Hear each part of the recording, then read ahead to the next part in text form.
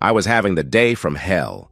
Nothing was going right, and now I needed to drive to our West Suburban Distribution Center to pick up a load of brochures for an upcoming trade show. I grabbed one of the mailroom clerks, Kevin, a 20-something young man who was stronger back than brain, and a company van, and set off. 15 minutes later, we were sitting at a stoplight when my helper said, "Whoa, like that is one hot ride." I turned my head to the left and saw a fire truck's red Mustang GT convertible sitting at the light. I immediately recognized the beautiful blonde driver. It was my wife, Connie. When the light changed to green, she nailed the gas, and the car rumbled across the intersection. What the hell was she doing around here? I thought as I cranked a right turn on red and began to follow her. Since I was in a nondescript white delivery van, I wasn't worried about being recognized and kept close behind. "Does your phone have a camera?" "Sure, Mr. Keller, like they all do," my helper replied. "Good. I want you to film everything that Blonde does. Just make sure she doesn't see you." About a mile later, the ragtop pulled into the Paradise Motor Inn, a down-on-the-heels motel. It was a true vestige from the 1950s, with a balcony running the full length of the second floor. Connie pulled in and stopped at a sliding window before driving all the way to the end of the building. She parked next to a silver Lexus. "Get out and shoot some close-ups, but don't get caught." Kevin hopped out, and I pulled the van into the strip shopping center next door. I parked in their rear lot alongside the garbage dumpsters. I noticed Connie was wearing the same conservative gray business suit she had on this morning, except the black blouse was unbuttoned, showing off a lot. Connie was putting the top up when a man in a sports coat snuck up behind her. He spun her around and began kissing her like they were anxious lovers, desperate for a rematch. I had to do something. A stupid idea popped into my head. It would be interesting to hear her response if I invited her to lunch. I took out my cell phone and punched her number. I could hear its distinctive ring across the lot. Connie checked the caller ID and held her index finger up to her lips, shushing her paramour. She didn't even say hello. "This is a bad time. I'm in a very important meeting and I'll call you this afternoon." She hung up before I could even say my last goodbye and resumed kissing her Lothario. Something snapped. I lost my mind. Hate consumed every cell of my body. My soul cried out for vengeance. Divorce was too good. Only their deaths would grant me peace. I decided I was going to run them down with the van. I backed out of the parking space to where I had a clear shot at the miscreants. As I lined up to crush them against the side of the Ford, a woman with 2 children walked out of a first-floor room and began loading a car trunk only a couple of spaces away. "Damn!" I cursed as I pounded on the steering wheel until my hands ached. I couldn't kill them in front of little kids. When the enormity I was going to commit a double murder sank in, I began to sob.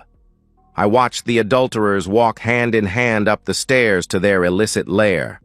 I wanted to confront them, but was unable to make my legs move. I was a beaten man. A minute later, their door slammed shut, with a "Do Not Disturb" placard hanging on the doorknob. Just when I felt my lowest god tossed me a bone. My hand brushed my pocket, and I realized I had a set of keys for the Mustang. I immediately knew what I was going to do. Kevin climbed in the van and said, "Got it, boss." I was even close enough to pick up what they were saying. He looked at me and asked, "Hey, like this is real bad, ain't it?" I managed to say, "Yes, Kevin, this is really bad. But you're going to help me change the dynamic." "Okay, whatever that means. You're the boss," he replied. "Good. I want you to take the van and follow me. I'll be in the hot ride. We'll make a stop before our pickup and then head back to the office. You have to promise you will not breathe one word of this to anyone."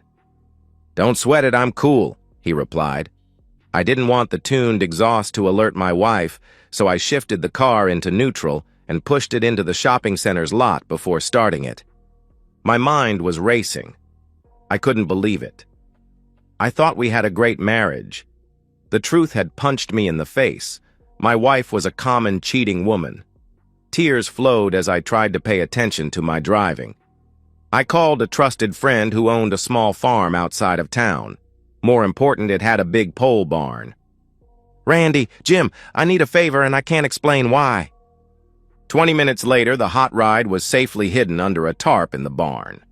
When we got back to the office, Kevin downloaded his video to my laptop and then burned a half-dozen extra copies. I slipped him a $50 and said, "Thanks." "Thanks, man. Anything you need, you know where to find me." Then I went downstairs to see our IT guy. "Brian, I have a problem and I hope you can help me. I have a license plate and I need to know everything about the owner as soon as possible." "Mr. Keller, we don't usually do stuff like that. I mean, it's sort of illegal.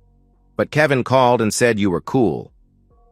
15 minutes later, Brian was standing in my office with a grin on his face. "I called a friend at the DMV who ran the plates. After that, it was easy. This guy's wife posts everything on Facebook." He handed me a complete dossier on Alan Macquarie. Too bad for Macquarie, I also had his wife's email address and phone number. It wasn't easy finding an attorney who would draft divorce papers in a couple of hours, but find one I did. It cost double his standard $300 per hour fee to put together a respectable petition for dissolution of marriage. But it was worth it. The saddest thing was to reflect on 5 years of marriage and realize without any kids and a house mortgaged to the hilt, there wasn't a heck of a lot to fight over. Mostly used furniture. We live in a no-fault divorce state, however. I refuse to back down on the grounds of adultery. We even added a couple of pictures, one of them kissing and the second of them walking into the hotel room. Damn, Kevin wasn't bragging when he said he got close. I had 2 copies stamped by the clerk of the circuit court in my hands by 4 p.m. Her affair with Macquarie was now part of the public record. I was useless at work, so I passed the time canceling our credit cards and joint checking and savings accounts, like my attorney told me to do. Around that same time, the lovers walked out on the balcony, no doubt tired but basking in the glow of 5 hours of illicit relationship. They walked hand in hand down to the parking lot, smiling like they didn't have a care in the world. That changed in an instant. There was nothing parked next to Macquarie's Lexus. Connie's eyes got big as she searched the parking lot before screaming, "My car has been stolen!" followed by a chorus of, "This can't be happening to me!" "If we call the police, they're going to want to know why you were parked in a hotel lot." "Damn!" the 2 of them brainstormed. Macquarie came up with a plan. "We have to go to a busy restaurant, one with lots of cars. Then you call the police and say it was stolen while you were eating lunch. And I know just the place. It's always blown out." Macquarie drove them to a restaurant about 5 miles away. Unfortunately, neither counted on the lull between the lunch rush and the dinner crowd. There were only a handful of cars in the lot. "It's too late to find anywhere else and I've got to get back to work. Just tell the police you had lunch and left your car here to go shopping at the mall or something. I'll be back as soon as I can." He tried to kiss her, but she pulled away. Connie was not happy that the lover boy was abandoning her to face the cops alone. Her hands were shaking as she dialed 911. 10 minutes later, a squad car arrived to take her report. As I did every night, I called Connie when I got home. However, tonight's call went straight to voicemail. I left a friendly message, no sense tipping my hand. "Hi, honey. Let me know if you'll be on time for dinner." She did not return the call. I called again at 5:30 and left a message saying to call me so I knew how to time dinner. By 6, I was getting pretty annoyed and called again. Connie actually answered. "Oh, Jim, someone stole my beautiful car from a restaurant parking lot," she sobbed. "Where are you? I'll be right over." "No!" She actually yelled, "No. The police are here and I'm handling it." She was in a panic. "Where are you so I can at least rescue you?" I offered. "The officer wants to talk to me. I've got to go." She hung up on me for the 2nd time today. So I ate my dinner alone. The silence was only broken when I imagined the look on her face when she saw her pride and joy were missing. I'll bet that knocked the post-intimacy haze off her mind. That was when I laughed. Around 7, a silver Lexus arrived at the end of the block. It made a 3-point turn in a driveway and then stopped. I saw Connie get out and begin the long walk home as he sped away. As she got closer, I could see her blouse was buttoned all the way to the collar. She didn't notice me standing on the front porch until she was a couple of doors away. "Why didn't your boyfriend drop you off in front of the house?" I asked. "Boyfriend?" she panicked. "No, don't be silly. No, he's someone I know from work. I think he's one of the sales reps," she stammered. "So why didn't he drop you off at home so I could properly thank him?" I asked innocently. Connie began babbling something about him being late for something and not being able to stop. "Why are you giving the third degree? Can't you see I'm having a very bad day? Please, back off." "Okay," was all I said as we walked in. She plopped down on the couch. "So, let's hear about your important meeting. How did you get away to a restaurant for such a long lunch?" I asked. "No, it was... we had a late break and she started stammering. Her response was interrupted by the doorbell. "Hold that thought," I said as I opened the door. The police officer and I exchanged a few words before I walked him over to my wife. He looked down at her and asked, "Are you Constance Keller?" I could see her hands were shaking as she nodded in the affirmative. "I'm Detective O'Connors. I need to speak with you regarding your auto theft report. There appears to be a discrepancy regarding where the car was parked when it was stolen." I played innocent and asked, "Connie, what's he talking about?" Connie responded by puking all over the rug. I ran to the bathroom and came back with a wastebasket and a roll of paper towels. Connie slumped into the chair while I cleaned up her mess. When I was finished, I returned with a glass of cold water.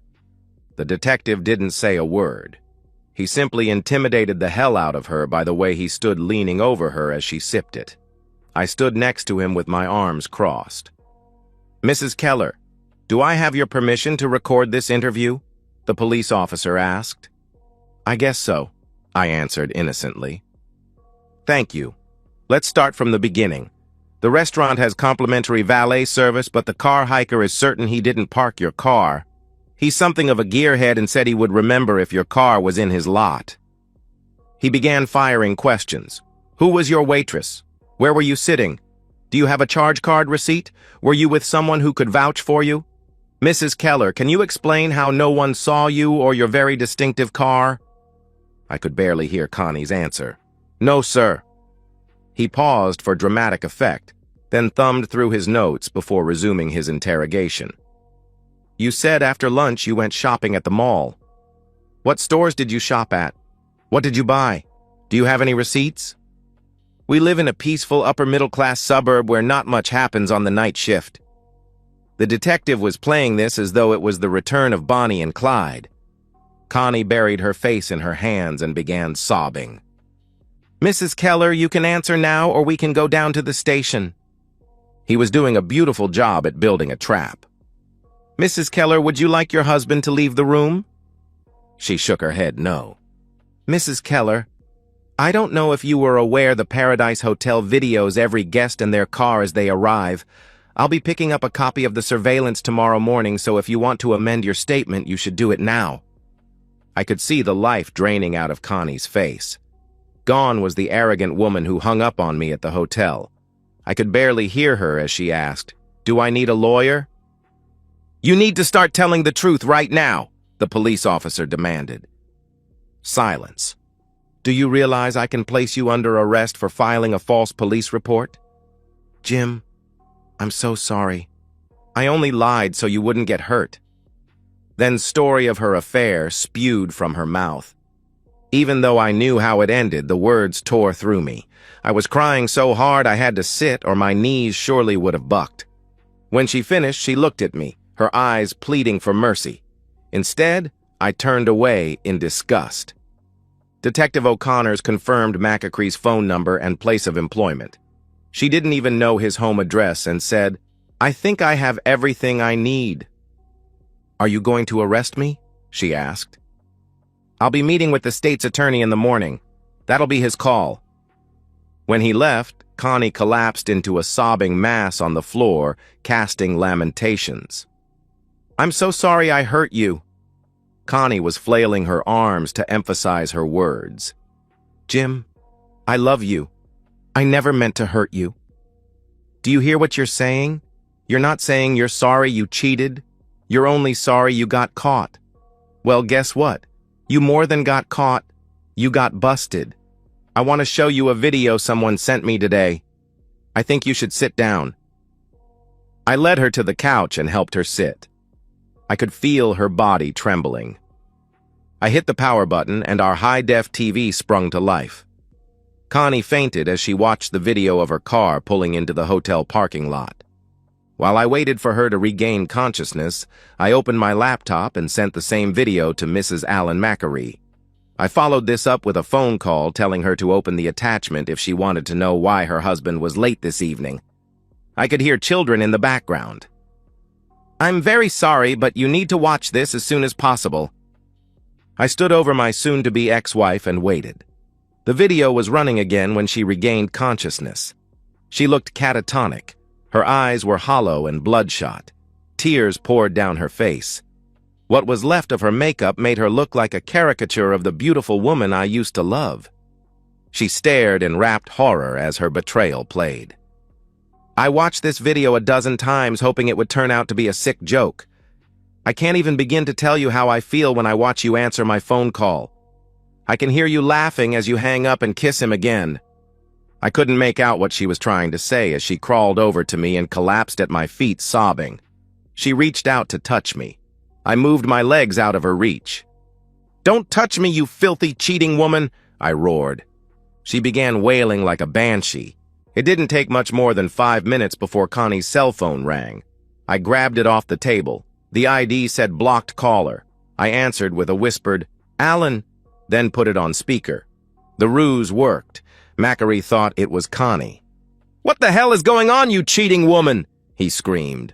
"My wife tore my head off for having an affair and threw me out. This is all your fault." I hung up on him. What a jerk. You sure can pick 'em. Connie's body began to convulse. She tried to talk, but the sounds had forgotten how to become words. "In case you think your day can't get any worse," I unlocked my attaché case. "I have something for you." On top of the stack of business papers was a document with petition for dissolution of marriage in bold across the top. I handed a copy to Connie. She started making strange, gasping noises. "I hope he was worth it. Now get out of my face. You disgust me." And that's the end of today's story. If you enjoyed it, please give this video a thumbs up and drop a comment below. Your support helps the algorithm push my content further. If you're new to the channel, don't forget to hit that subscribe button. It really helps me keep creating more stories for you. Thanks for watching, and I'll see you in the next one.